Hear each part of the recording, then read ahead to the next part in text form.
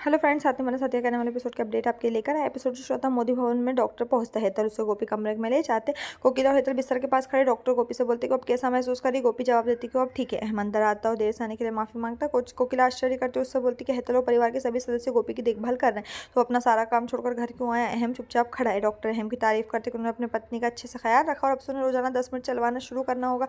अहम कहता है कि उसकी देखभाल करेगा। गोपी खुश हो जाती। डॉक्टर चला जाता है। हेतल और कोकिला भी गोपी को कहकर निकल जाते कि अगर उसे कुछ चाहिए तो उससे बुला, लेकिन जल को भूख लगती है। वो किचन में आती है। उर्मिला उसे कुछ खाने के लिए कहती है। उर्मिला का कहना है कि उन्होंने उसके लिए कुछ खास तैयार किया है। किंजल खुश महसूस करती है और बोलती है उसके लिए।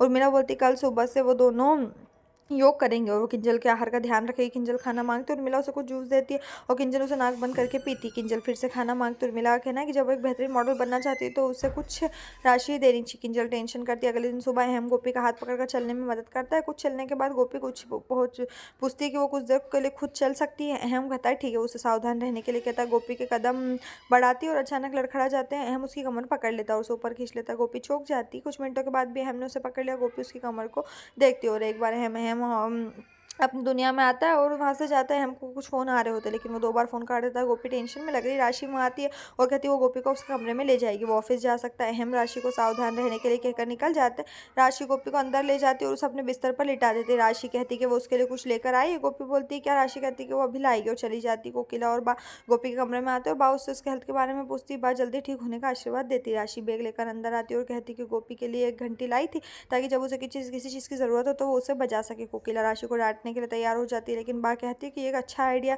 और गोपी की देखभाल करने के लिए राशि की तारीफ करती है। गोपी ये भी कहती है कि राशि अच्छी तरह से देखभाल कर रही है। कोकिला गुस्सा हो जाती है और बा से कहती है कि उसे भी आराम करना चाहिए और बा को वहाँ से ले जाती है।